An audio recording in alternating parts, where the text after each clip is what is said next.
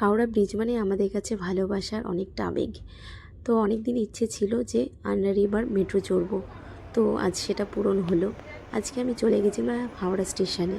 তো সেখানে গিয়ে আমি প্রথমে গেলাম টিকিট কাউন্টার থেকে টিকিট কাটলাম, দিয়ে স্টেশনে ঢুকলাম। আমার তো ভীষণ ভালো লেগেছে, স্টেশনটা ভীষণ নিট অ্যান্ড ক্লিন, তো বেশ ভালো। আর সবথেকে বড় কথা, হাওড়া থেকে শিয়ালদা বা শিয়ালদা থেকে হাওড়ার মাত্র 11 মিনিট টাইম লাগবে যেতে। তো আমার তো বেশ ভালো লেগেছে। আর এটা সাধারণ মানুষেরও খুব সুবিধা হয়েছে যে বাসে ট্রামে বাসে ট্যাক্সিতে করে তাদের যেতে হবে না। তো এই জিনিসটা ভীষণ ভালো হয়েছে। তো আমার মতন তোমাদের কার কার ভালো লাগলো আমাকে জানিও। আমার তো বেশ ভালো লেগেছে।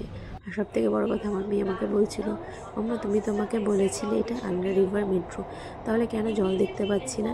আমি বললাম, না বাবা, এখানে জল দেখা যায় না। তো ও বলতো যে আমি তো ভেবেছিলাম জল দেখবো। আমি বললাম, না আসো না, এখানে জল দেখা যায় না। তো যাই হোক, তো আমরা পৌঁছে গেছি তোমার হাওড়া স্টেশনে। হাওড়া স্টেশনে ঢোকার আগে দেখো, খুব সুন্দর সিস্টেম, খুব ভালো লেগেছে আমার।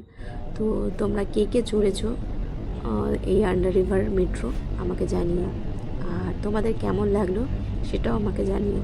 আমার তো বেশ ভালো লেগেছে। আর সবথেকে বড় কথা হলো, সাধারণ মানুষের খুব সুবিধা হয়েছে। এই শিয়ালদা থেকে হাওড়া, হাওড়া থেকে শিয়ালদা যাওয়ার একটা ভীষণ ঝামেলা ছিল, সেই ঝামেলাটা অনেকটা সুবিধা হয়েছে। যদি আমার এই ভিডিওটা তোমাদের ভালো লেগে থাকে, প্লিজ লাইক কমেন্ট করে পাশে থেকো। আবার দেখা হবে নেক্সট অন্য একটা ভিডিওতে। টাটা।